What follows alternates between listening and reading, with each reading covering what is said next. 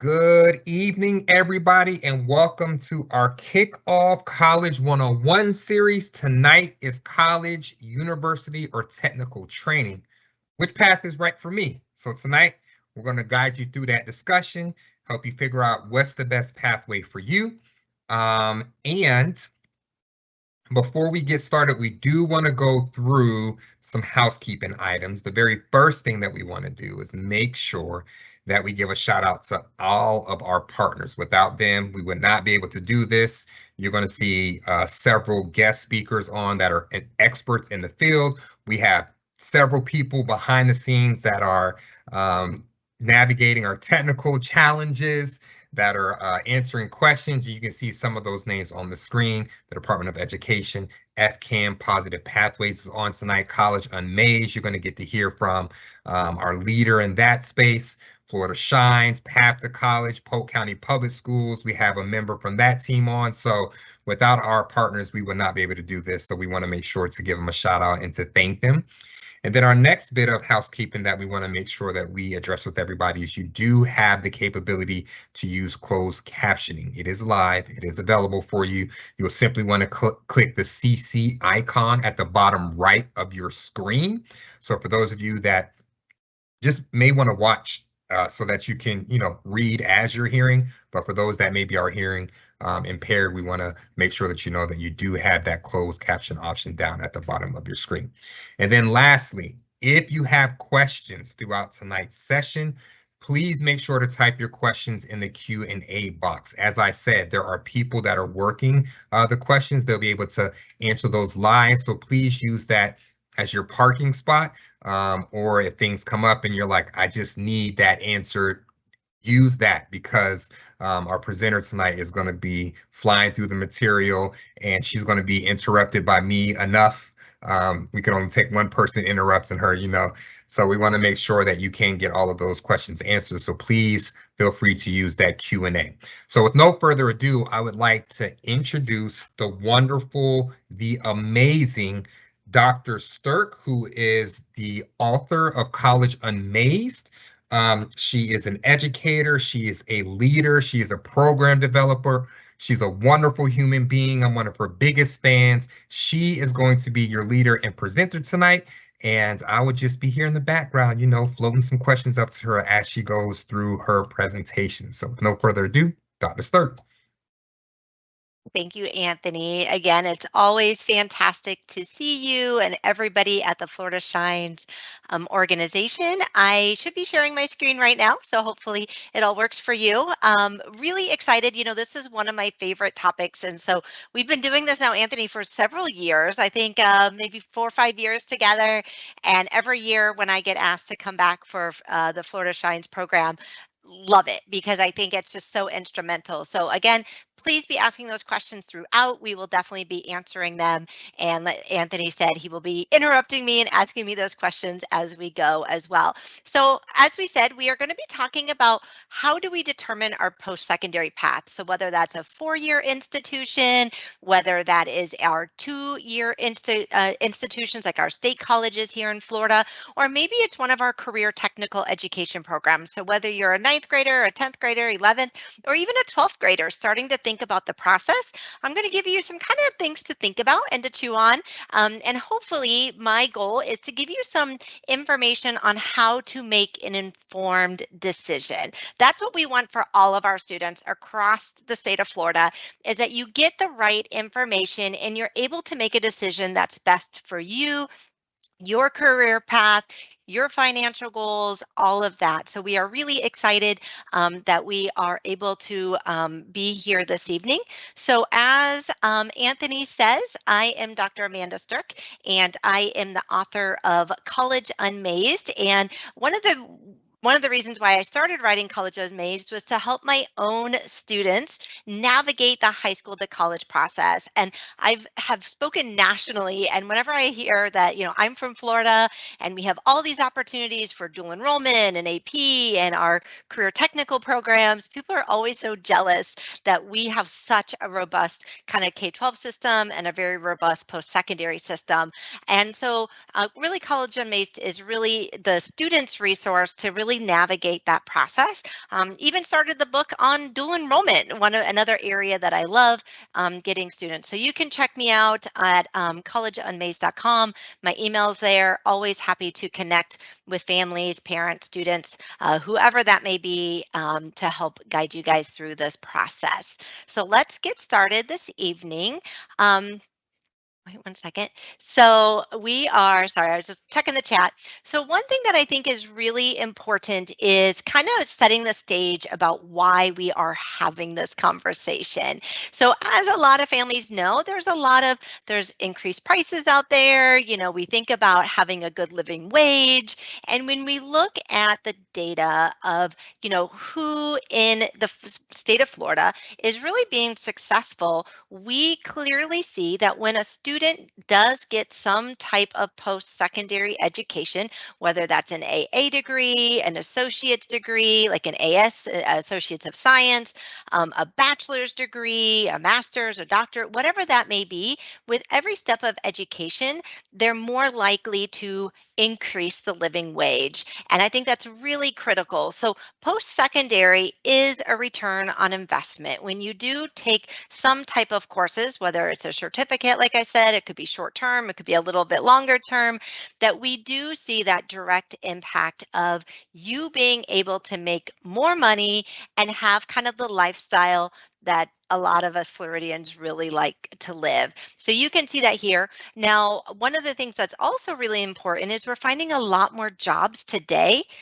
need or require some type of post-secondary degree education. Over 65% of our jobs do need something beyond your high school diploma. So again, we want to provide you as many opportunities as possible to be successful, and our post-secondary institutions are definitely one of those ways to do that. Let me just keep clicking here.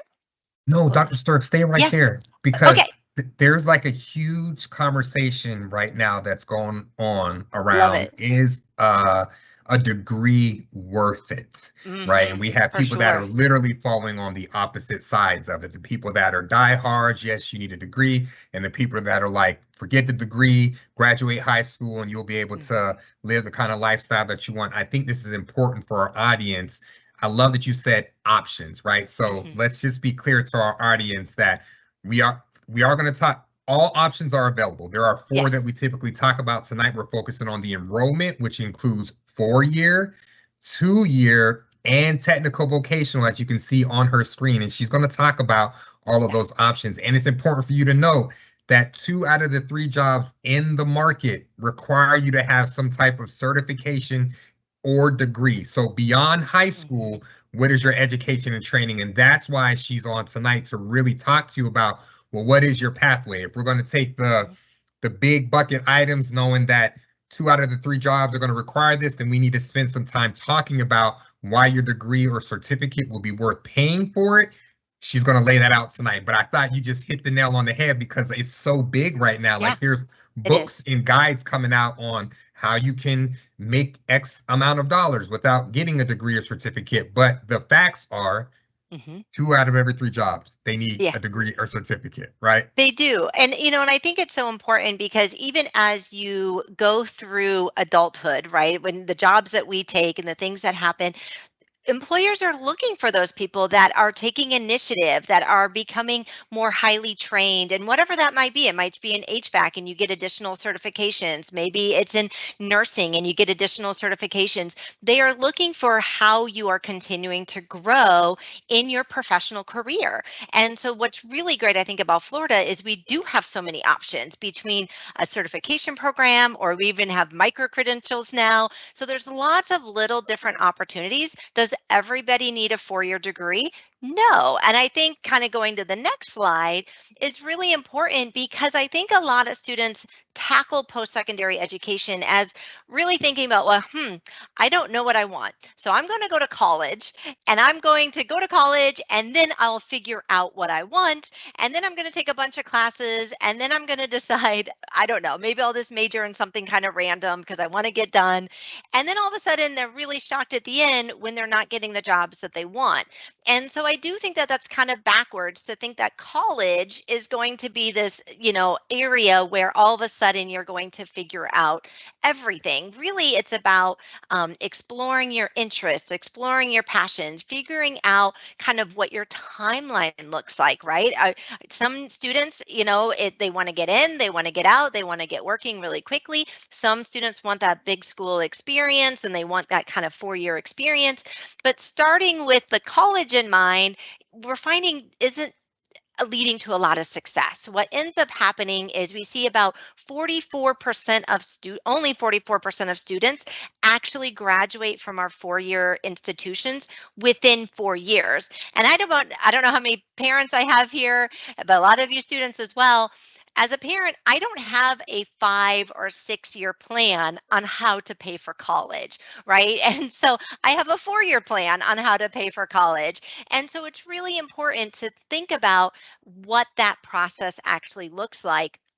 And so it's really critical. And actually, here in our state, we don't want students going for 5 or 6 years. And so we actually have state laws that say, hey, you need to finish up. You need to get out within 4 years. And so those excess credit laws and the things that we have is really trying to encourage students to really get through that process.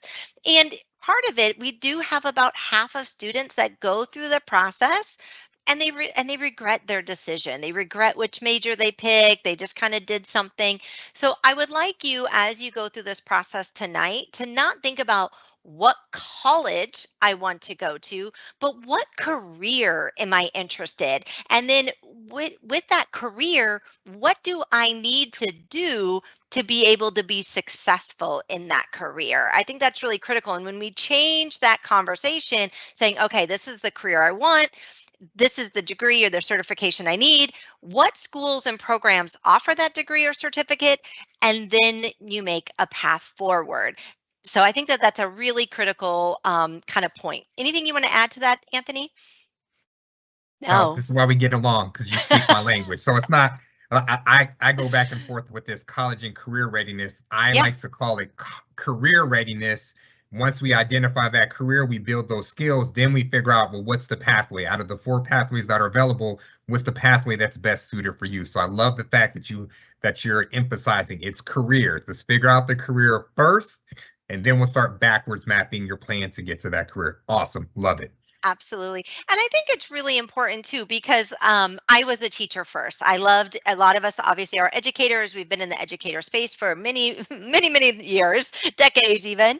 And, part of it is, as an educator, and here in Florida, I could go to my local community college and get a 4-year degree in education and be a teacher very quickly, get my AA, get in the classroom, get that, and not take on any debt, which is fantastic to leave, a degree and not have debt. Now, I could also go to a very elite private school, get a degree in education. At the end of the day, they're going to ask, do you have your teacher certification? So why take on a lot of debt if the same same program can be purchased for a lot cheaper? So that is things that you need to pay attention to. Is not all, all degrees are the same, right? So it doesn't matter where you graduate from. If you have that certification, you're able to do that program. There are some majors and there are some things that it does depend on where you graduate from and what that looks like. But again, if we're looking at return on investment, we want to look at all options and what all programs or post-secondary institutions that were able to fulfill those programs and get that certification. So one of the things that I love to talk about is thinking about careers, because we're going back, right, Anthony, to more of the career side of the house, and think about things more in buckets. We call them career pathways. We like to really explore kind of what your interests are. Like, do you geek out over Roblox and, do you do coding, and are you a gamer and you really like that type of thing? Are you more in the, like me and Anthony, where we are very relationship driven and very personal driven? And so I have to have a job that I talk with people all day long. Like, I knew whatever field I would go into, I want to talk all day long. And being a teacher, you guys are a captive audience. You have to listen. So even perfect. So think of things in buckets, right? What are your interests? Also think of things like what are your values, right? So what type of life are you considering of having for your family? Are you thinking about, are you okay with, an MD program where you're in school for 8 or 9 years, but the commitment is to graduate and be a doctor? If you like healthcare, for example, and you want to work with people, maybe that could be a nurse and you could be a licensed practicing nurse. In education, there's everything from college professors to elementary teachers to administration to school counseling. There's a lot that can go into education. It's not always teaching in front of a classroom. So what does that look like? We have the social behavioral science. So do you like working with people? Would it be more counseling or social work? So when you start kind of putting things in these broader buckets, it makes it a lot easier to kind of say what you like and what you don't like. And so career pathways is a really nice way to kind of think about it. Again, instead of just specifically going to major, thinking about what do I like within this field. Now, I know here in Florida, which is fantastic, and Anthony, you could probably talk more about this, but we have Zello, which is fantastic. When you look at their career assessment, one of my favorites, you can add in some of those interests and abilities and the things that you're really passionate about. And what's really cool is it gives you a list. It will say, here are some of the things that match the things that you are saying and that you're interested in. And here's some kind of those career pathways that you can do. And then that will allow you to maybe explore, okay, if I were to go in this degree, what type of certification or degree would I need to do that major? So definitely use the Florida Shines, and the Zello platform, I think, is amazing. There's other programs out there as well. One of my favorites is ONET. ONET's completely free. Don't forget the little asterisk when you're putting in the ONET. But ONET is a federally funded site. It's a little basic. I mean, it's pretty plain, but again, it has literally thousands of jobs. And if you do the little career assessment piece, it is very, very accurate. It is data and information that has been done by millions of adults and students all over. And so it really gives you some great information. Now, I know, Anthony, we have kids do these all the time, and every time without fail, a kid will be like, well, this doesn't match who I am. you know so really think about it. Think about, why did it say I should be a pilot? Why did it say I should be a school principal? Like, what does that mean? Well, think about it. Do you like to talk? Do you like to work with other people? Do you like to learn? What about it? And also, one of the terms I like to use is your college support network. Talk to the people that support you, your parents, your TRIO programs, your school counselor, maybe your older cousin who went off to school, but ask them, what type of job do you think I would be good at? What's my personality? What do you think I would do? And when you bring others into the conversation, they might give you some perspective that your 15, 16, 17-year-old self might not have that perspective yet. So definitely use those resources to really think about, again, interests, values, abilities, and what could that turn into for a career. Anthony? I just heard you say transferable skills. That's what I heard from you. So like when I do these workshops and my counselors will take the assessment, I kid you not, Dr. Stirk, every time funeral director comes up and they're like, Anthony, I don't know about this assessment. And I say, hold on, pause, stop and think about what are the transferables. So you're a school counselor. Mhm. What is similar to what you are currently doing to funeral director? And we always come to the conclusion, funeral directors manage people and they manage emotions. And I laugh with them. I say, you're not embalming, you're managing people, you're managing emotions, right? So it's such a great conversation to have with students to say, Mhm. listen, you may have got these matches, you weren't even thinking Yeah, about it. exactly. What are you interested in? Now let's talk about those transferable skills. And I can say this, that 70% of our districts across the state of Florida Mhm. are up and running with Zello. When Awesome. students take those interest assessments, Mhm. and they get matching careers. In the career page, Dr. Sturt, it has like 7, 8 similar careers listed off to the side.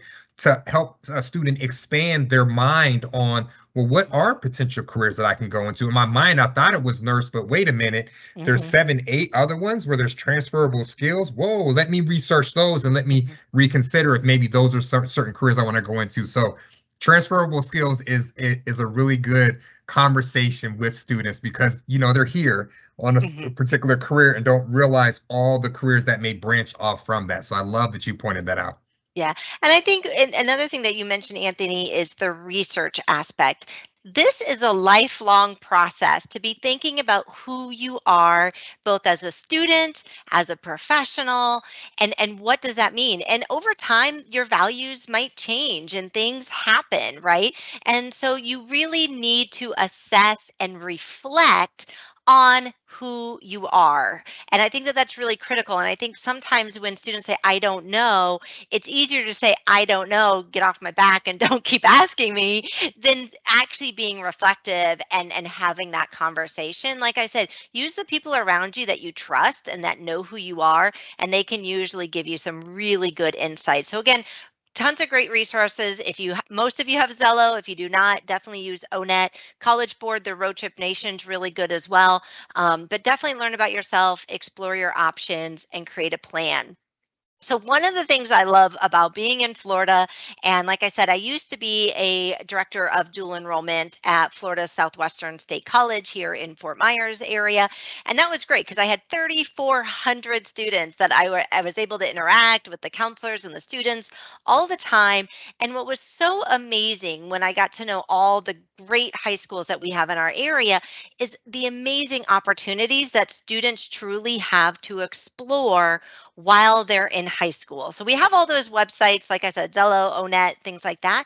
But even at your own high school, there are things you can start actively doing to start kind of figuring out who you are and where you want to go. So I'm going to start with kind of academic planning first. And I think one of the things that, if you see in the academic planning, there are so many different certification programs that, again, if you're interested in things like being a CNA or getting a coding certification or the Microsoft Office, there are so many little things that you can start doing that you can start exploring those options.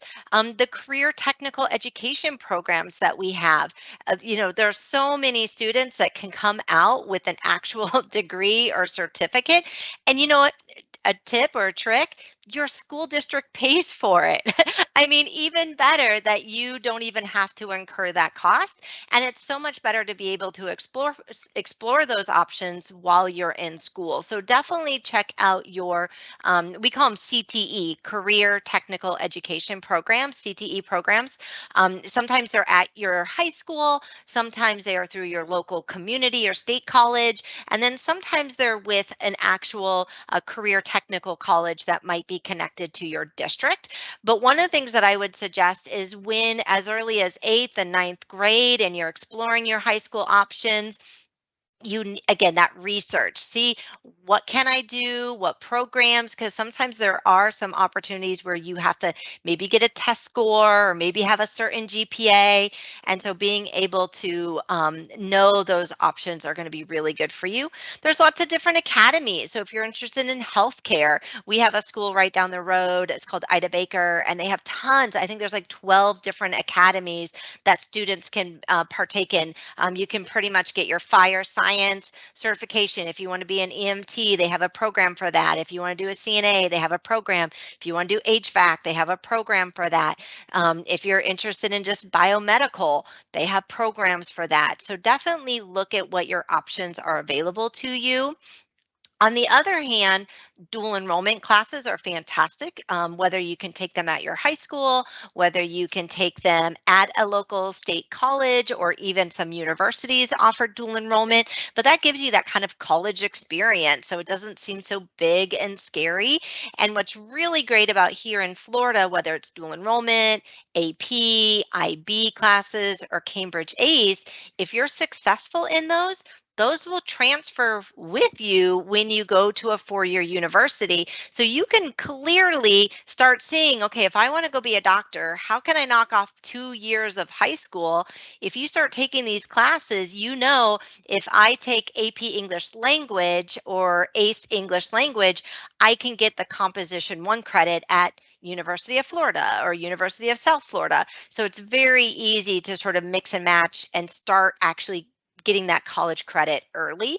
And then use your electives. Be really smart. Don't just keep signing up for study hall or the things that just kind of make it easy. Really look for courses that you're interested in, not always taking the easy route. So if you're interested in newspaper or journalism or being on the yearbook committee, those are skills you can use in marketing and business and as a lawyer. So definitely use your electives to, again, explore and figure out what you want to do. Another thing that I love using is your extracurriculars, both in the school and outside of the schools. So whether that's maybe getting a part-time job, it's funny, working with kids, so many students are like, I either work at Chick-fil-A or Tropical Smoothie. But that's like customer management, that's time management and being responsible and showing up on time. So when that does show up on a resume somewhere, people know that you've worked hard. So work is great, getting a part-time job. Community involvement, maybe you want to volunteer at your local hospital and see if you like the medical field. Creative pursuits, if you're interested in art or drama, see what local organizations are around that can provide that sort of, again, that experience and that exposure to different careers.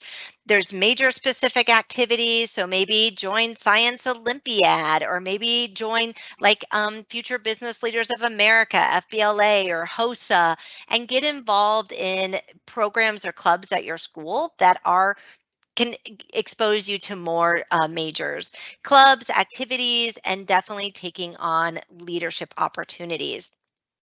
Here's a little tip or trick that I use as a college advisor. I love something called MOOCs.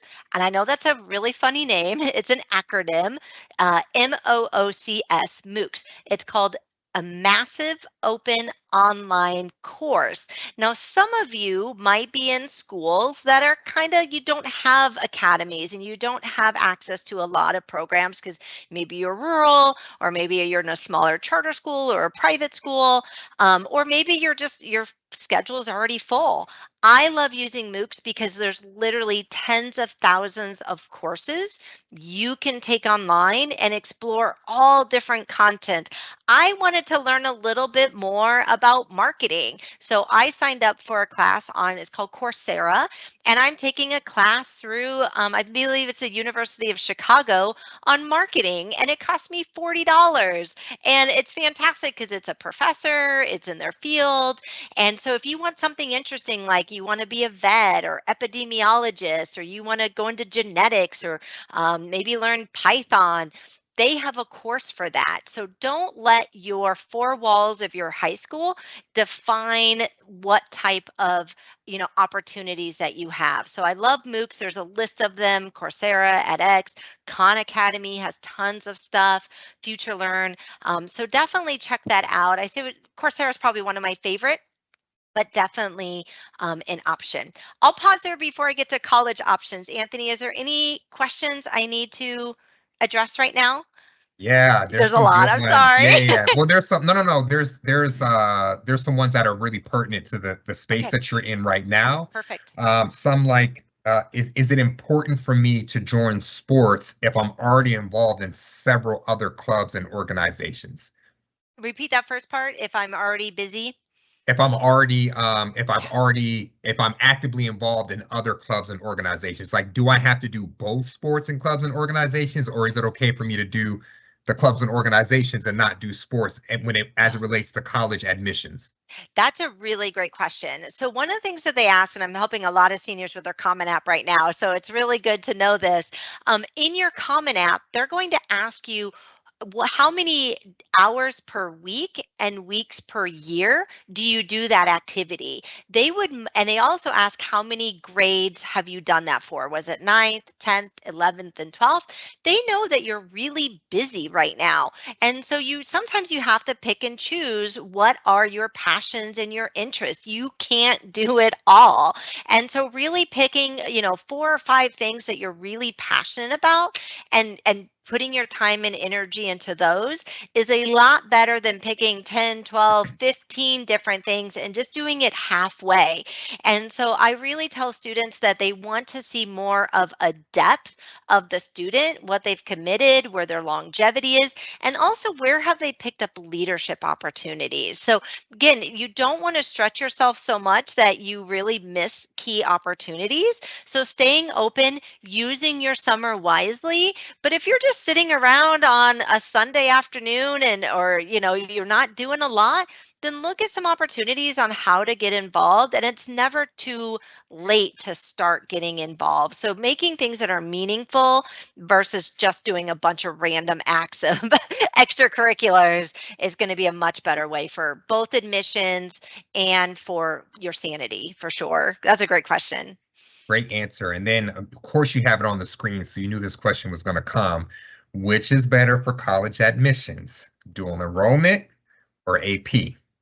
You know what? It truly does not matter. It really does not matter. So, what they look for, and when you look at how they assess your application, they're going to assess your application on rigor. So, they want to look at what are the classes that you have taken more rigorous coursework. So, that could be honors classes, it could be dual enrollment, AP, IB, ACE. And here in Florida, we actually weight them the same. So, if it's an AP, IB, dual enrollment, or ACE, you get the same recalculated GPA as you do with all the others. The thing that I like about certain programs like an AP or dual enrollment is you can kind of pick and choose. Like if your strength is in math and science and not so much in writing, that you can kind of pick and choose more math and science rigorous courses. Where like ACE and IB, if you're doing the diploma, you really have to have a little bit more well-rounded type of academic background because you have to be successful in all of them to be able to get the diplomas.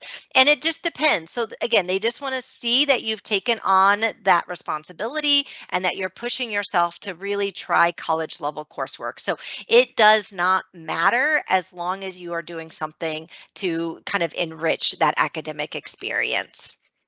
Great question. Okay, you're knocking these out. I'm gonna give you two more, and then we can go on because there's a Okay. few more, but I think you're gonna get to them a little bit later, so I'm gonna Okay. hold those. One that was asked, and I think it was geared towards unmazed. So if I need to jump in on other things for them to explore outside of hmm what can be offered, then by all means. But they asked a very specific question. If I'm interested in healthcare, let's say anesthesiology, will unmazed help me find schools and programs to pursue in that area? What we do in the College on Maze curriculum is give you the tools and the resources to be able to effectively research and develop what your plan is. So one of the things that I would suggest, because there's what, 4,200 post-secondary institutions out there. I mean, you look at our 12 state universities, our 28 state colleges, plus all the private, the PCUF schools.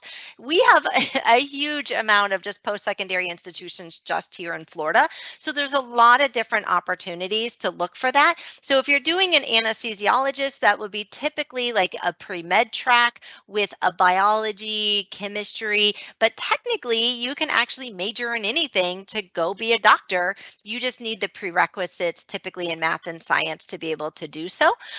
So that is something that as you go through the process, looking at schools that especially if you want to be a doctor or you want something that you're going into graduate school for, or like an MD program or JD program, you want to look at something called placement rate, which is how many students that came out with this degree, how many actually got a job right out of college. So that means you're making money, or then how many went on into one of those graduate programs. So if you are looking for those programs, that's a really important number. So in college MAs, that's one of the things we do is teach you about placement rate. So when you're assessing each university, you're able to now have better context to kind of compare apples to apples in that way. Hopefully Yeah, that and then answered the question. yeah, I think that's great. And then the bit to add to that, because it is the state's free platform, if you're in Zello and Mhm, you're identifying careers on that mhm, career profile page at the very bottom, it tells you related majors and programs. So if you want mhm. to know what majors are available for you and or what programs are out there, in addition to that, because there's a work-based learning component to it, it'll even tell you some apprenticeships and Wow, internships that are in your that are specifically around your school, and that's then it'll awesome. expand to your region as well. So if you want to get some experience to really Mhm. help you determine if that's the career that you want to pursue, you have those opportunities as well. Yeah. So that's the piece I'll add to that. But your last question on this that I think is important too is this is good. So buckle up, Dr. Sturk, buckle up. I want to gain real life skills Mm. and passion, but how do we decide majors if we're not sure what career to pursue? Wow, that's really interesting. So I think everybody kind of innately has kind of what you like doing, right? Do you like helping people? Do you like tinkering with stuff? I personally have never taken apart a computer. That does not interest me whatsoever, right? One is because I'm old and barely had computers when I was growing up. But some of you, like that's something that you have done at a very, very early age. So tapping into those sort of, are you a tactile person? Are you more of a communicator? Like, what are some of those kind of skills to do? And then looking for opportunities both in your school, outside of your school, that can help you explore that a little bit more. And one of the things, I have met some really cool people in my life, Anthony being one of them. And, of course, I say that in all sincerity. And what I would say, I'd be like, Anthony, you're really cool. I love your job. How did you get that job? What did you do to get there? Or if you're, it could be anything, ask them, how did you get? And I always believe that pathway is really as much interesting as kind of what they're doing, because it's funny how people will ebb and flow and they come back to something or they learn something. So ask the people around you, not only, what do you think I'm good at, but how did you choose the career you're in? What were some opportunities you did to get to the position you're in? What would be your suggestions for somebody if they're getting into your field? And I think those conversations are going to be the ones that actually drive you to really explore those options. So that was a great question. Yeah, I use an acronym for that, Dr. Sturk. I call it, there's the four E's of post-secondary pathways, but there's the three E's in finding your career. It's Hmm. exposure, exposure leads to expansion, expansion leads to experience, and experience is the best teacher in life. So for those of you that are on tonight and you're like, well, how do I figure out my career? Or how do I figure out my passion? You want to gain as much experience as possible. So that means, like Dr. Sturk suggested, asking people that are in that field, how did you get into Hmm. this field? Taking advantage of those work-based learning opportunities so Hmm. that you can really discover, is this the career for me? You may Hmm. say you love nursing, but then when you find out that you have to deal with people's bodily fluids and or you're caring for people, you're washing their naked bodies, that may be the Hmm. deal breaker for you, and you don't want to do that. You don't want to find that out later. Have Yeah. those conversations, take advantage of those work-based learning opportunities as soon as you can to really help narrow down what career might be the best suited for you. Absolutely. I think that is so critical. I love the three E's, a little bit of the four E's, right? So, and not just, it's a process. At the end of the day, it's a process, and it's a lot of self-reflection and really talking to the people around you. So on that note, so kind of the last slide, because we want to keep moving, is college options. So there are tons of things to really get that exposure, right? And talking to schools. I know I'm in Lee County, and we're going to be having our college fair, and I think there's like 50 colleges coming up soon. NACAC, which is a big college admission fair, will be coming through Orlando, and I think they're up in maybe Jacksonville this year. But there's lots of opportunities, or even doing a college visit. We were looking, my daughter I have a senior, so we were looking at USF has a big open house in a few weeks, and let's get on campus and let's check it out. So anytime they come to your school or they have a big district college fair, maybe go do visits, even if it's not a formal visit, just being on campus and walking around can really help. And there's summer programs, there's high school programs, but really check that out and make that a forefront. Even if you're not maybe interested in four-year universities, go check it out, see what it has to offer if that's a space that you'd be interested in. So definitely look into that. And even today, since COVID, we have tons of stuff online that you can sign up for. So I think that's really important. So we've talked a lot about sort of certificates and degrees. And I think that this slide is really important because what's great, again, about our kind of Florida post-secondary system is it is a pretty nice, smooth pathway. And you can start small and get big, or you can jump and get big right away. But these are kind of the key words that you'll hear. So kind of the smallest kind of, it's not a degree per se, but they call it a certificate. And that can be anywhere from 6 months to 18 months. It's very focused on a particular skill or workforce need. And so there's a little bit smaller, but you're able to get in and out with a highly trained certificate very quickly, and they're very highly employable. So definitely suggest looking at certificates. A lot of times you can mix and match, like if you're getting Associates of Science or an AA degree, Associates of Arts, sometimes you can build a certificate within a larger program. So when I worked at our community college, FSW, a lot of students took an AA and then they ended up getting a certificate in coding or accounting or bookkeeping or law. So they're just a little bit smaller, more focused with your electives. So definitely suggest that. Your AS and your AA, those are really more 2 to 3 year degree programs. AS, Associates of Science, typically are directly employable, meaning that you're going to go right into the workforce after. Some you can go right into a bachelor's degree, but most are you have less math and science and stuff like that, and you get more into that kind of critical, workforce classes sooner. Where an AA is really meant to take that, do your classes, do your math, do some things, and then move that into a 4-year bachelor's degree program. A bachelor's, which is your 4-year degree plan, which is fantastic. And that's going to be at your state universities. And also don't discredit, a lot of our state colleges have bachelor's degrees as well. So you can definitely try those out. And then we have the master's and doctorates are at our local colleges and our universities here within Florida.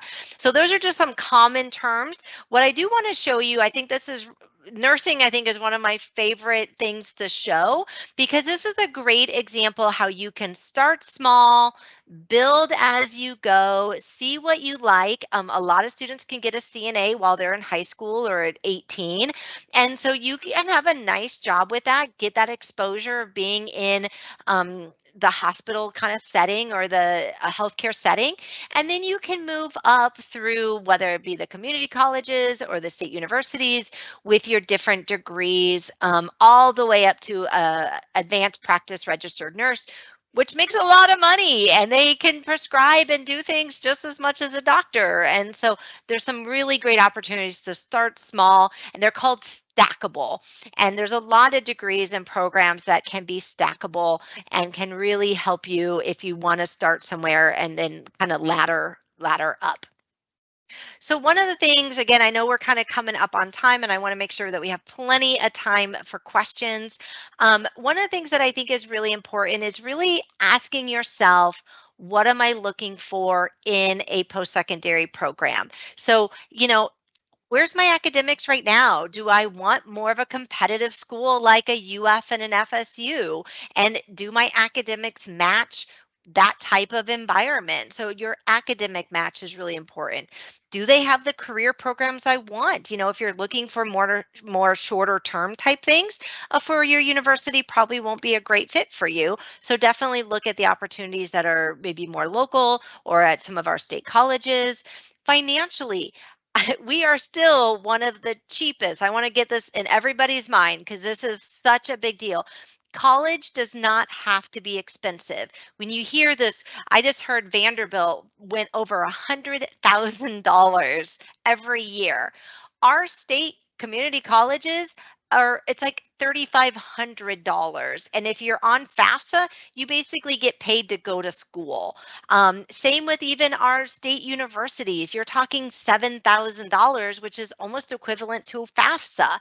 So again, you could basically go for free. So here in Florida, we are like, I think we're the second cheapest in the nation on college tuition. So don't let financial be a barrier to you, because there's tons of scholarships. There's a local community foundations here in my area, Southwest Florida. We have the Collaboratory. They give out $1.2 million to our local students. And one of my favorite scholarships is for $40,000, $10,000 for 4 years.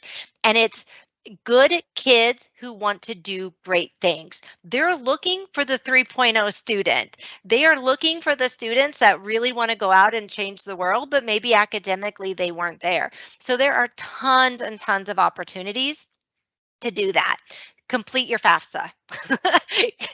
Complete your FAFSA. Every student, December 1, complete your FAFSA. Personal match, does it fit the size, the kind of style you're looking for? And then also, I'd mentioned student outcomes before. You want to make sure that that return on investment's there. I talked about placement rate. There's other kind of data points like first, retention rate, how many kids come back their second year. There's graduation rates. There's a lot of things that you can look at that you can say, okay, is this the right school? And if I'm going to pay for this, am I going to get that return on investment? And really important, last but not least, student support. Our institutions have so much support at your fingertips. If you have an IEP or a 504, or you're not great at writing or math, they have tutors. They have adaptive services that can give you accommodations. There are so many things with advising and counseling, mental health counseling services, alumni services. Use the resources at the institution that you're going to go with. Such a critical piece. And again, we want you to be on the good side of that statistic I shared earlier, the 44% that graduate within 4 years. Using those resources is going to help you be in that statistic rather than the student that just takes forever and doesn't graduate or doesn't graduate on time. I'm going to skip this slide just for time's sake. So the last thing I want to kind of impart with you, no matter what type of post-secondary institution you have or that you're interested, again, whether it's a technical college, whether it's a state community college, whether it's a university here in our system, develop a success plan. This is really, really critical because so many times you're like, oh, I got in, I made the decision, and that's it. So we do it on 3 different areas. One, think about finances all the way through. Are there additional scholarships I can apply for? How am I going to use my FAFSA? Am I going to do work study? And really making sure that you have a budget so you manage the cost of whatever program that you're in. Again, it can be very affordable, but if you're not paying attention and you forget to fill out your FAFSA one year, you can now lose that money that you're entitled to. So have a financial plan and have that conversation with your parents. How much can you pay? Do I need to start working right now and saving up so I can actually, be able to go to the school that I want? What does that look like? Have that conversation.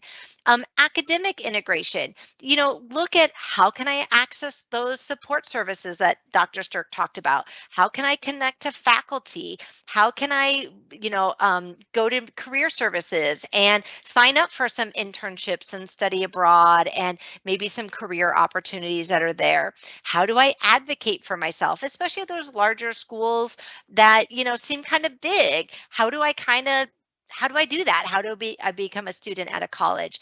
And then last, connect to the community that's around you. That's social integration, getting connected through clubs, through your dorm life, or the kids that are in your welding class together. Share, text and, celebrate each other's successes, find people that are in your tribe, but really get connected and so you feel that you have a community that supports you. Don't keep it in.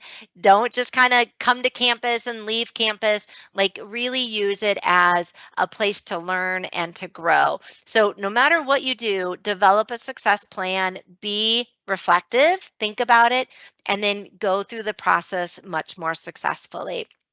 Anthony, you want to add anything to this last slide? Not adding, they gave us a time check. So there is 10 minutes left, but there were questions that were good for these last couple of slides. And Perfect. you knew these were going to come is talk about how Bright Futures work. What is the exactly what does it cover? How do I get the Bright Futures? That came up quite a bit in our chat.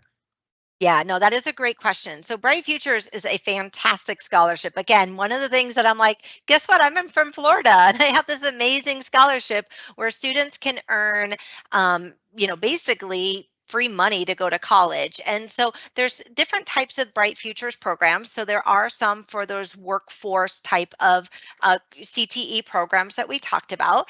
And there's different qualifications to be able to earn that.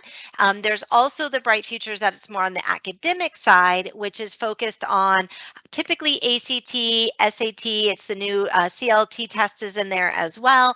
But it's based on a test score, or it could also be if you got your ACE diploma or your IB diploma. And then it also comes down on the academic side, your GPA. And it's something called the recalculated GPA. So based on your core classes, having that extra weight of the AP, dual enrollment, and so forth, that you're meeting a 3.0 or a 3.5. And then the great thing is you need either 75 hours or 100 hours of some type of volunteer service or work experience. It used to be a few years ago, it was just community service. And there's a lot of kids that say, I have to work. And now we can use those work hours towards that Bright Futures hours. So typically there's a quick little form. It takes about 5 minutes. You complete it out. Usually, I think it opens October 1st. It's pretty soon. It'll open up. You'll fill that out, and then you'll work with your school counselor to submit all the documents and everything that you need.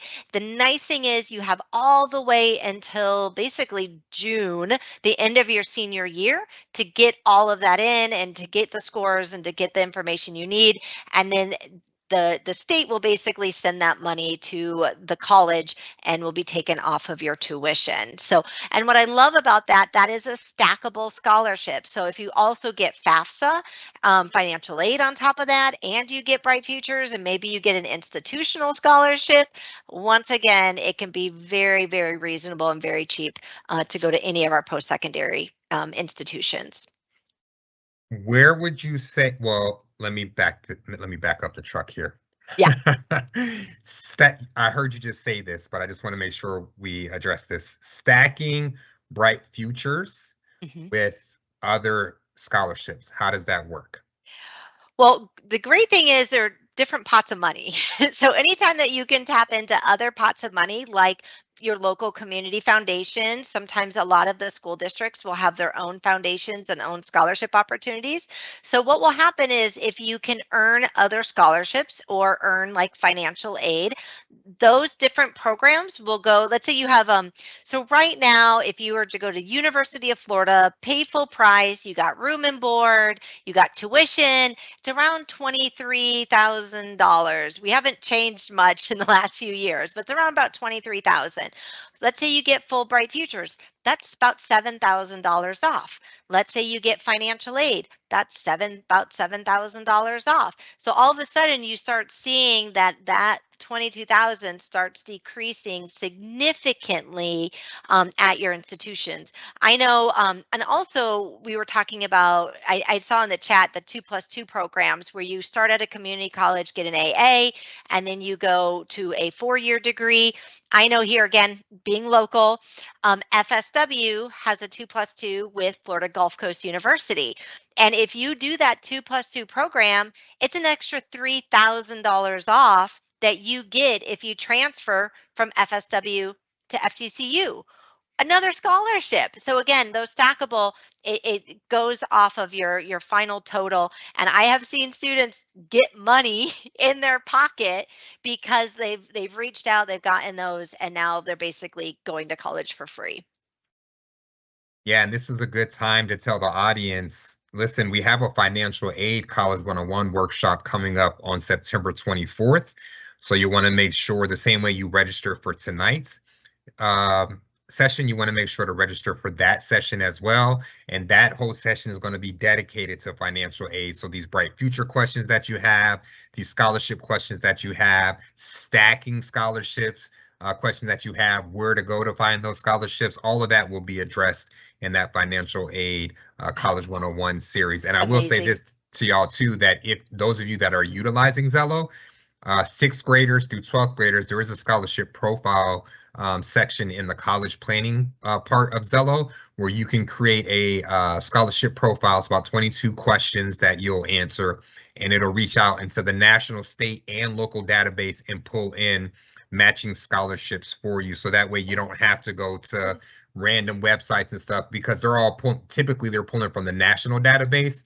But in Zello, it's pulling from the national because it's the state's free platform is pulling from state scholarships and working with your districts. We're identifying those local scholarships. So we'll house all of that in Zello. And it has all the links to those scholarships where you can select that link and go right to those organizations and apply for them directly through Zello with the link for the application for And I scholarships. So and I can't stress enough, that's amazing because so many of those big national websites will sell your email and you get bombarded. So the fact that it's all in one nice platform is fantastic. Please, everybody, I want to reiterate that apply for the scholarships. Even if you're not like the 4.0 student, that's okay. I'm a scholarship reader. I'm sure, Anthony, you've read hundreds of scholarship applications as well. Different scholarships are for different things. So I know with our local scholarships, like I said, we have 1.2 million here within our area.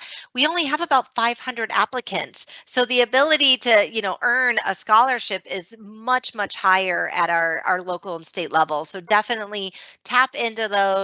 And, again, we have them for career technical programs for 4 years, so forth. So get on that because there's a lot of money out there that you can definitely earn and reduce that cost.